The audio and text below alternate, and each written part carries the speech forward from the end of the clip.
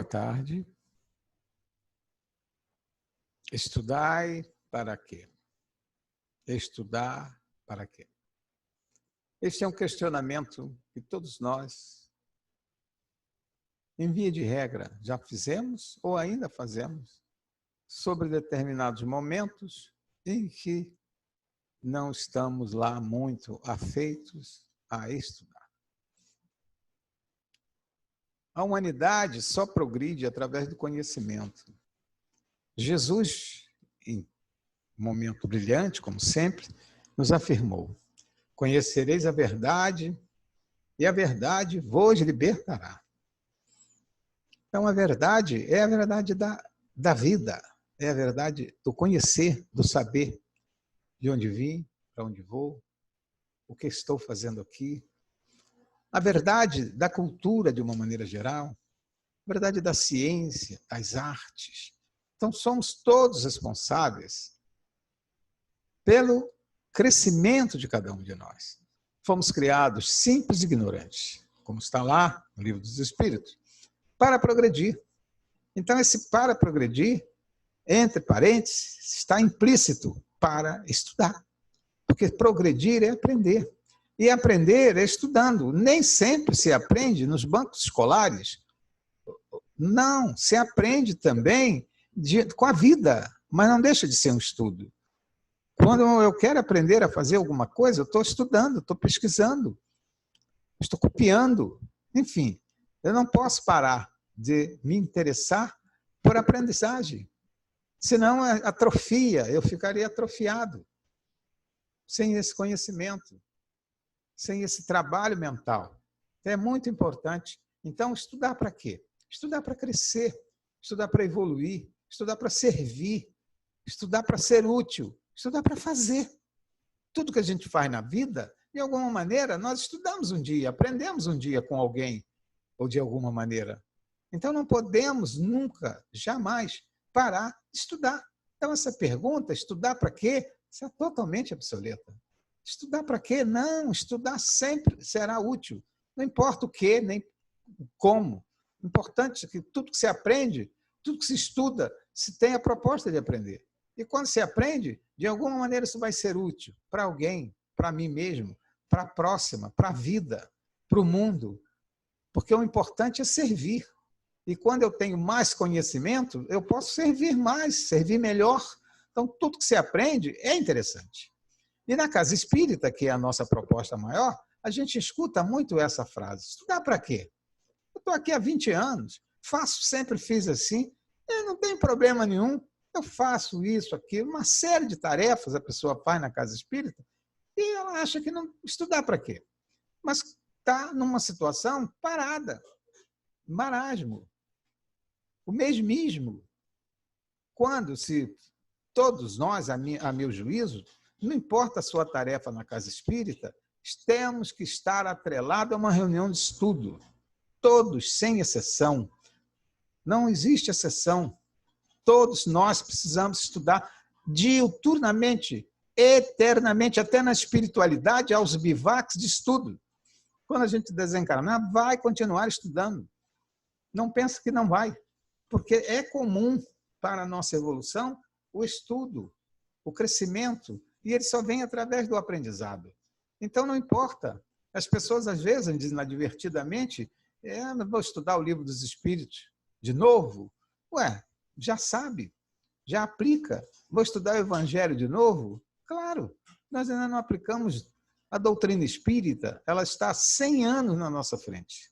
A gente ainda não aplica um milésimo, um milionésimo do que a gente sabe, do que a gente conhece, do que a gente sabe que deveria fazer. Então, enquanto a gente não está entronizado com essas coisas que estudamos, está precisando estudar para lembrar, para repetir. Somos alunos repetentes, recalcitrantes, de difícil entendimento. E esse estudo do homem de bem, da moral do Cristo, isso vai nos melhorando, tirando de nós o homem orgulhoso, vaidoso, prepotente. Isso é a continuidade do estudo, do exercício, da praticidade, que vai nos tornando melhores. Não é da noite para o dia. Então, a gente precisa, enquanto houver tempo, enquanto tiver luz, enquanto puder, vá estudando, vá aprendendo coisas novas. Nunca é demais. A hora que a gente já tiver o Evangelho de Jesus todo decorado e aplicar ele dia e noite, a gente pode parar de estudar, mas está longe, hein? A doutrina espírita toda codificada na nossa cabeça, tudo certinho. Aí a gente pode se dar o luxo de dizer, não, eu não estudo mais, porque eu já sei tudo. Mas quando será? Quando será? Está perto? Eu sei de mim que está muito longe. Preciso de várias e várias encarnações ainda para poder aplicar 1/10, 1/100, sei lá, 1/1000 do que eu já conheci, do que eu já li, mas que pouco aplico. Então, à medida que você vai repetindo a lição, é uma grande condição de você, talvez, de tanto repetir, conseguir fazer. E estudar, o que significa? Estudar significa aprender, significa, mas pedagogicamente, olha o que dizem os pedagogos. Estudar é procurar adquirir conhecimento de algo. Dedicar-se à apreciação, análise ou compreensão de uma obra. Isso pode ser literária, artística, técnica, filosófica, religiosa, enfim. Qualquer situação é o estudo. É uma apreciação daquilo que a gente está querendo aprender. Isso nos traz, o estudo em grupo, principalmente, nos traz o quê? Aprender a ponderar, a amadurecer. A ouvir, a discordar, mas amadurecendo com essa discordância. Amadurecendo com as coisas que a gente pensa que está certo e os companheiros dizem que não está, e a priori a gente fica chateado, aborrecido, mas à medida que a gente vai crescendo, a gente vai entendendo, vai absorvendo e vai até compreendendo, muitas das vezes, e modificando a nossa maneira de pensar. Dentro de uma análise lógica, dentro de uma análise criteriosa, não de imposição. A gente muda porque chega à conclusão que a verdade ou a correção não está em nosso poder. Naquela situação, fomos convencidos de que realmente não está em nosso poder. 4 aprendizagens fundamentais que serão, de algum modo, para o indivíduo basear os seus conhecimentos. Aprender a conhecer, aprender a fazer, aprender a viver junto, aprender a ser. Olha só, são 4 coisinhas muito interessantes que esse filósofo da educação conseguiu chegar a essa conclusão numa reunião da organização da Unesco. Aprender a conhecer. Então, vamos conhecer a doutrina espírita. É a nossa seara. Nós podemos aprender outras coisas também. Mas, no nosso caso, da Casa Espírita, a gente vai para a Casa Espírita para aprender a conhecer a doutrina espírita. O que é isso? De onde eu vim, para onde eu vou? O que eu estou fazendo aqui? Qual é a origem da doutrina espírita? Como surgiu? De que maneira? O que é espírito? O que é perispírito? Comunicabilidade dos espíritos? Os princípios básicos da doutrina? A imortalidade da alma? Então, a gente vai aprender, conhecer, entronizar tudo isso com tempo, sem pressa, sem afogadilho, não é da noite para o dia, não é numa semana, não, vamos estudar, é anos e anos, é devagar. Ninguém muda uma criatura de repente. A criatura, para se alfabetizar, leva 1, 2 anos, e para a gente se alfabetizar em espírito, leva mais tempo, tenha paciência, não corra, não apressa. Vamos estudar o Livro dos Espíritos, sim, curso normal, é 1 ano, 2 anos, não tem pressa, depois vamos às obras de Kardec, os 5 livros, Pentateuco, não é isso? As obras de André Luiz, de Leon Denis, de Hermance Dufour, as cartas de Paulo, enfim, a gente tem obra para estudar há 50 anos, para que pressa? Vamos aprendendo, vamos caminhando. E quando a gente vai aprendendo, à medida que a gente vai aprendendo, a gente vai aprender a fazer, a amar. A gente estuda o Evangelho, fala amar o próximo como a ti mesmo, a gente aprende a amar. A gente começa a aprender. A gente vê o magnetismo cura, a gente estuda o espiritismo e a gente vai aprender a curar. Como? Dando passe, fazendo prece, frutificando água. Então a gente vai aprendendo a fazer, mas para aprender a fazer, primeiro tem que aprender a conhecer. Isso demora, isso é curso, isso é estudo, isso é esforço. Nada cai do céu magicamente. Aprender a viver juntos, olha como é difícil isso. A gente estudar só em casa, uma beleza, mas tem dificuldade, porque você está só, ninguém te contraria, mas ninguém te ajuda. ninguém te questiona, então você pensa que está sempre certo. Estudando em conjunto é complicado. Há aqueles que não concordam com a gente, que acham errado, e isso nos magoa, porque a gente ainda traz aquele ranço do homem velho, vaidoso, orgulhoso, que não aceita ser equívoco. Não, eu não erro, eu não posso errar. E aí a gente vai tendo uma certa antipatia, vamos dizer, com o colega de estudo, não é? Isso é muito comum, mas isso faz parte do crescimento, aprender a viver juntos. A gente vai discordando e vai tomando um cafezinho na cantina e vai comemorando o aniversário e vai se tolerando, se aceitando. Daqui a pouco a gente está aprendendo e estamos vivendo juntos bem. Olha só, progrediu, caminhou.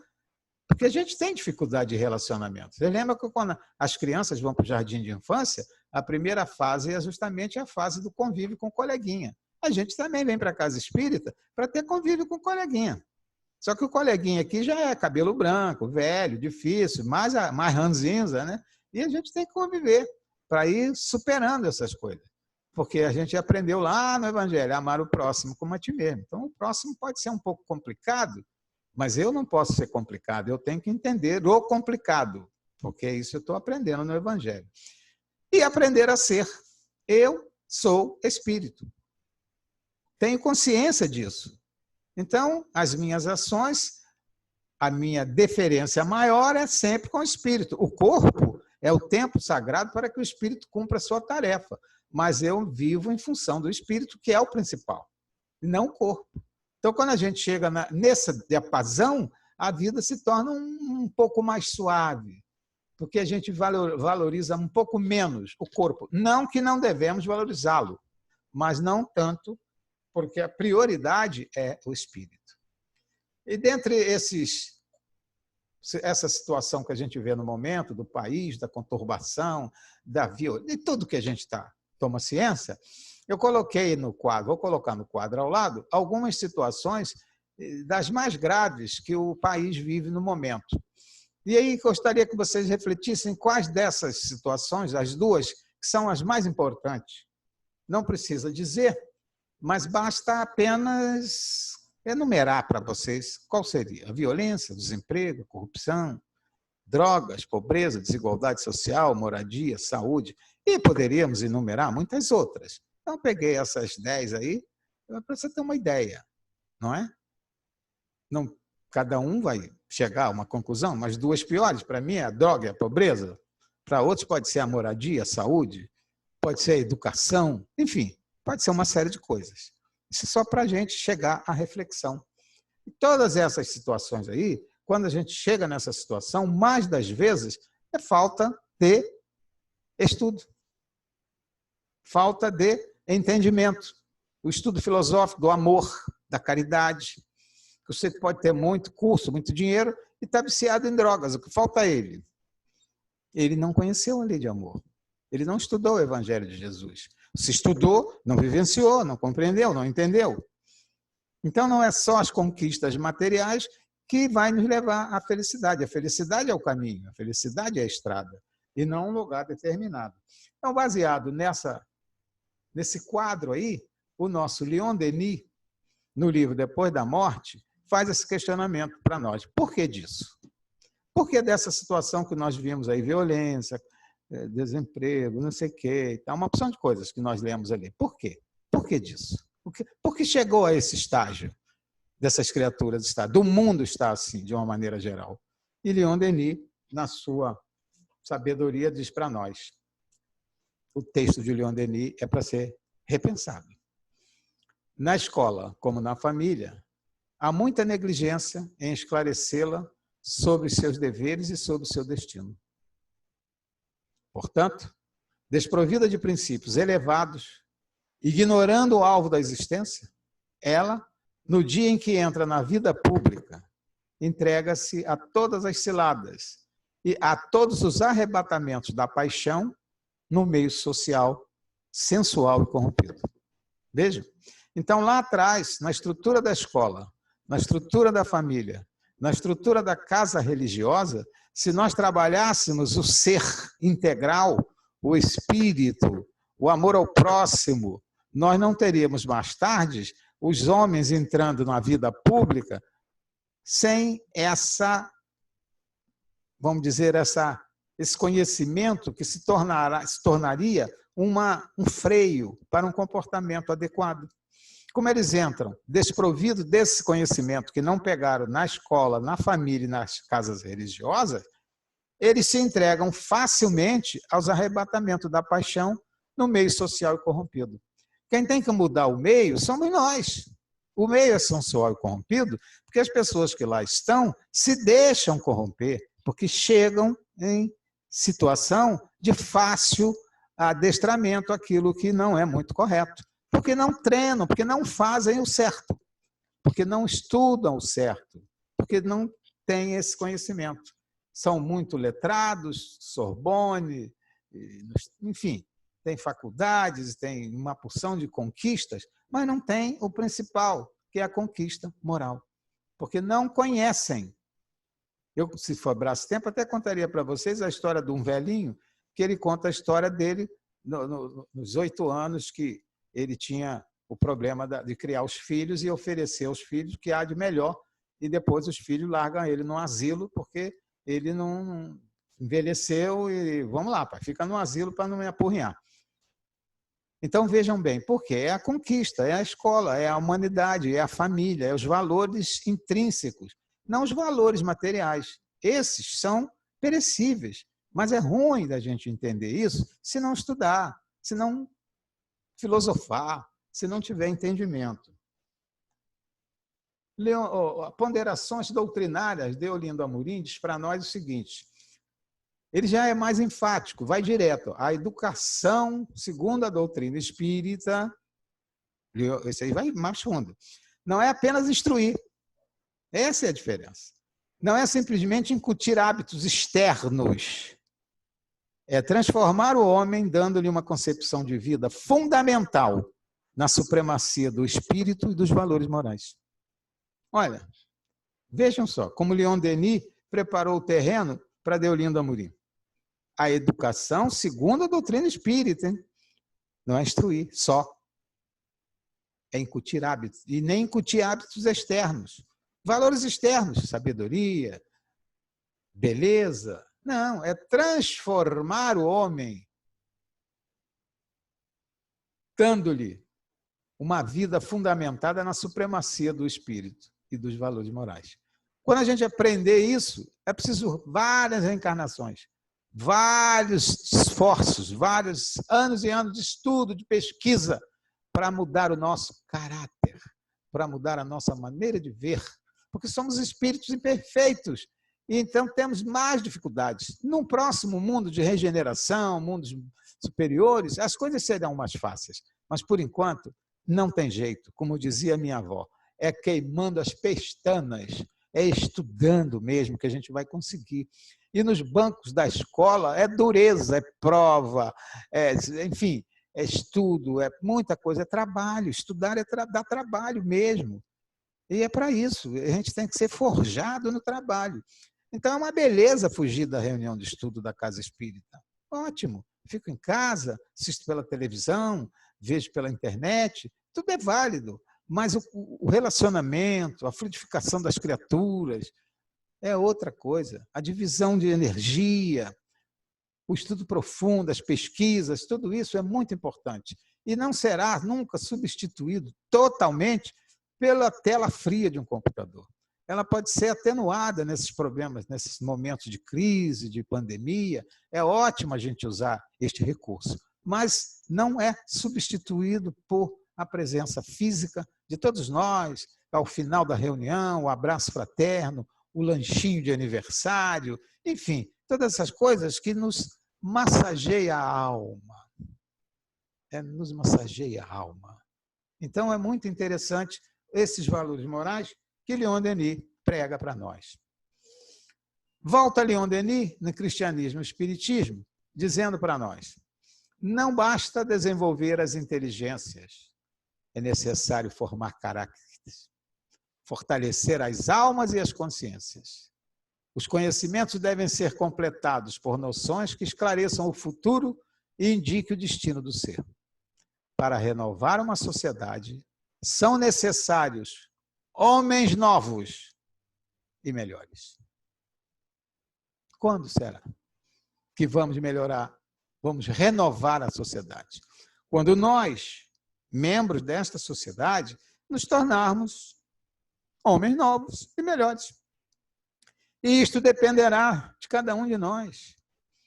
Não depende daqueles que estão no poder, porque eles estão no poder, mas eles talvez não tenham ainda conseguido esses caracteres interessantes de serem melhores, de crerem na imortalidade, de perceberem que a verdadeira vida está além da matéria, que eu preciso amar o próximo.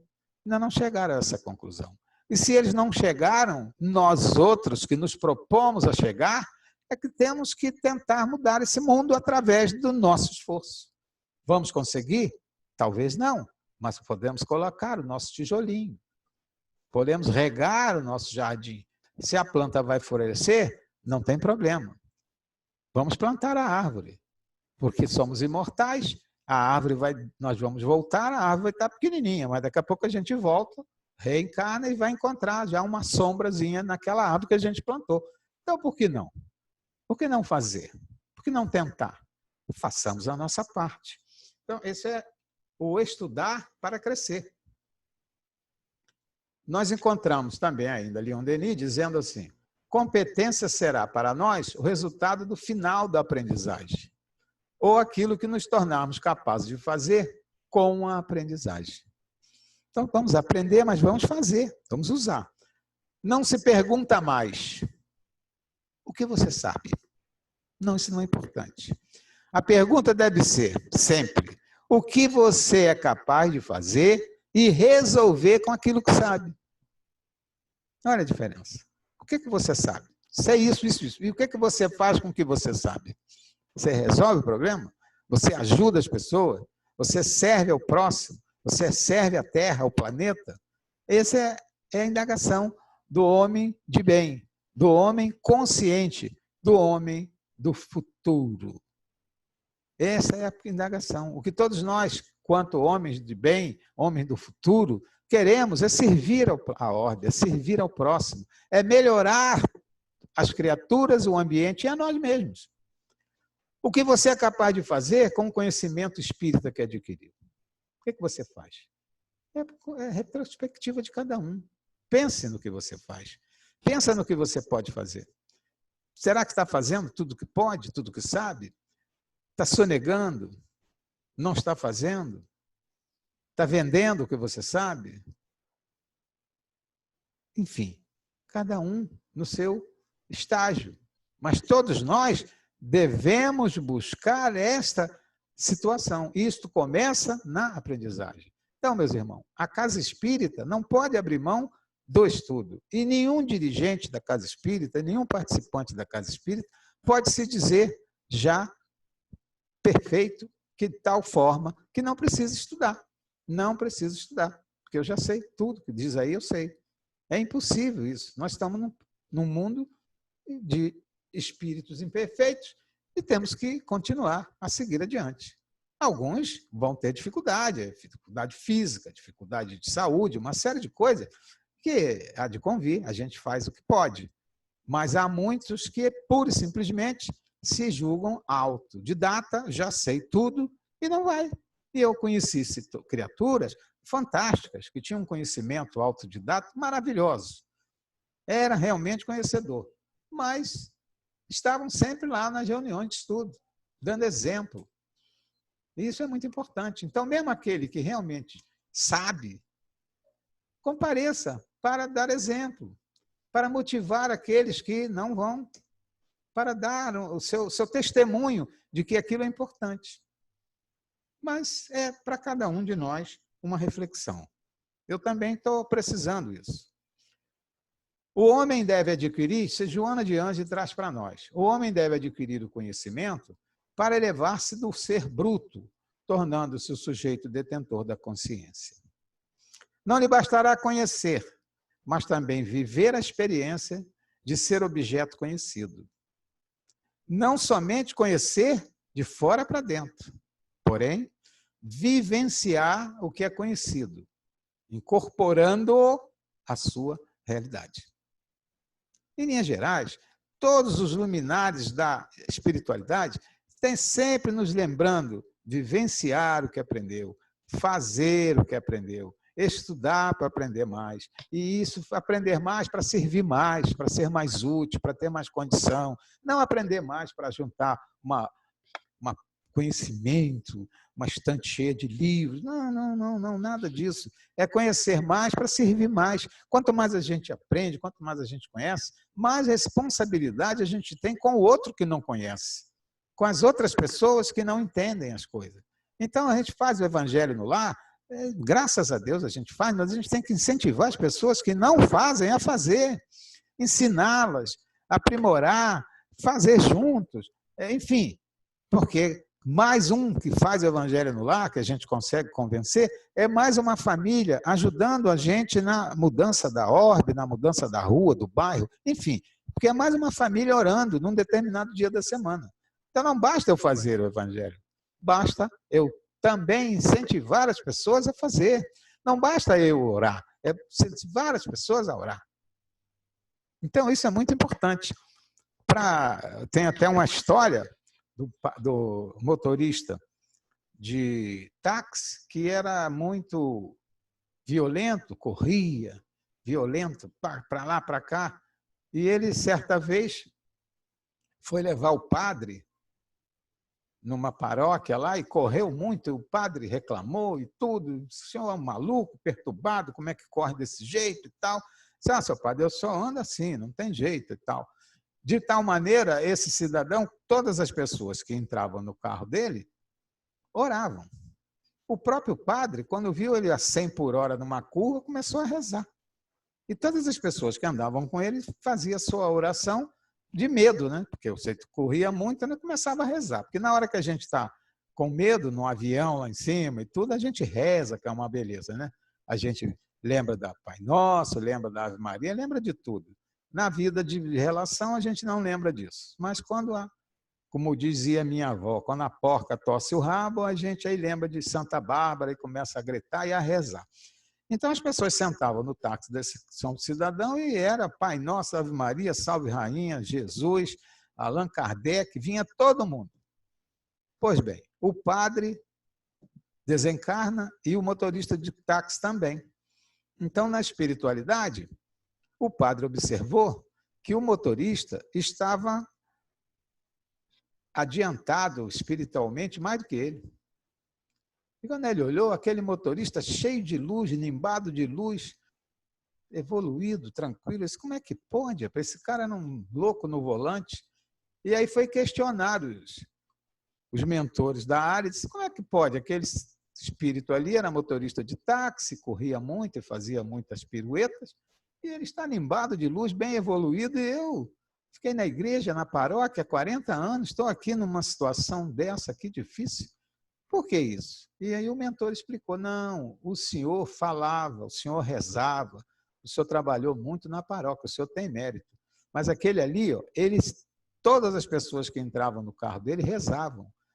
Então não era ele que rezava para as pessoas rezavam, ele ensinava as pessoas a rezarem. E o senhor rezava para as pessoas, mas ele não, ele fazia as pessoas rezarem. Então vejam só, é hilário, mas é uma verdade. A gente tem que ensinar o outro a fazer o evangelho no lar para que ele faça e ele absorva as benesses desse trabalho. A gente ensina a pessoa a rezar para a pessoa rezar. Então a gente ensina a pessoa que é imortal para ela usufruir dessa situação de imortalidade, de comunicabilidade dos espíritos. Então, o importante é a gente dividir com as pessoas, para que as pessoas façam também. Essa é a maior conquista do nosso aprendizado, do estudar. E, finalmente, nós vamos chegando no codificador, né? O professor Hippolyte Léon Denisard Rivail, e ele nos dá a seguinte situação. O homem se aprimora na relação com o mundo. Então, nós chegamos aqui, num estágio, numa situação, e vamos melhorar na relação com o mundo, com as pessoas, com a natureza, com tudo. A água, o ar, as plantas. Olha só que maravilha. O ser humano. Então, nós fomos criados assim. para conviver com as criaturas. O homem só se estiola, se embrutece, não evolui. Nós precisamos uns dos outros. Precisamos dos chatos, dos ignorantes, dos que não nos compreendem, dos ruins, dos maus, dos bons. Nós precisamos de todos. E cabe a nós entender a todos, se queremos falar do Evangelho de nosso Senhor Jesus Cristo. Então, Kardec, no Livro dos Espíritos, dá para nós, na pergunta 4766, Deus fez o homem para viver em sociedade. Olha só, é uma afirmativa. Deus fez o homem para viver em sociedade. O homem é a mulher, porque ele está se referindo aí ao espírito encarnado. Então, nós, espíritos encarnados, fomos criados para vivermos em sociedade, porque nós dependemos uns dos outros. Isso é primário. Quando acordamos de manhã e vamos tomar o nosso café, uma série de criaturas trabalharam a noite toda para fazer o pão, para ter a luz, para uma série de coisas. Se fôssemos só nós no mundo, a gente não ia ter nada disso. Então, é uma cadeia. Está todo mundo trabalhando a noite inteira para que a gente possa usufruir. A vida é assim. Quando a gente entender isso, a gente vai orar pelas criaturas que anonimamente estão nos ajudando. Na guerra, um cidadão, muitos anos, um soldado, muitos anos depois da guerra, passando numa rua, encontrou um oficial que servia com ele e disse: "O senhor é o capitão fulano?" Ele disse: "Sou." "Pois é, capitão, eu dobrava a sua paraquedas todas as vezes que o senhor ia viajar do combate. Era eu que dobrava as suas paraquedas." Então, o capitão agradeceu muito, porque várias vezes o avião foi bombardeado e o capitão pulou no paraquedas. Então, aquele soldado era o responsável pelo capitão estar ali vivo, porque era ele que dobrava as paraquedas. Quem é que dobra a nossa paraquedas todo dia? Vamos pensar nisso. Todos os dias tem alguém dobrando a nossa paraquedas.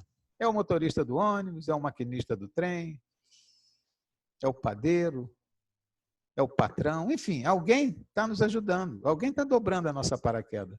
Senão a gente se estatela lá no chão, porque não tem ninguém dobrando a nossa paraquedas. E tem sempre alguém dobrando a nossa paraquedas. E a gente nem sabe, é um anônimo, nem liga. A vida social é a pedra de toque das boas e más qualidades. Então, a vida social é a pedra de toque das boas ou más qualidades. Claro, a gente encontra pessoas de todas as formações, morais, intelectuais, filosóficas, para o nosso convívio.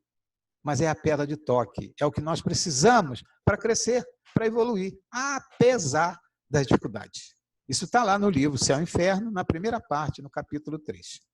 Então, meus irmãos, vamos estudar, vamos lotar a casa espírita, vamos abrir inscrições, vamos encher as salas de aulas, de tal maneira que a gente busque dentro do conhecimento o convívio com as entidades espirituais, o convívio com as doenças, com as necessidades tais, que vai se tornar mais difícil a gente baquear, porque a gente não vai ter o problema da autoestima baixa, depressão, dificuldade, porque a gente entendendo de onde veio e para onde vai, fica mais fácil. Há problemas? Há problemas. Tem problemas cerebrais, tem problema de coronária, isso é outra história. Mas o problema do conhecimento, da estrutura do ser, esse a gente pode melhorar com o estudo na casa espírita. E uma casa espírita vai muito bem quando nas suas reuniões de estudo a fila se faz na rua, não tem mais vaga, não tem mais como, não posso, a sala já está lotada. Esta casa espírita, a meu juízo, vai muito bem.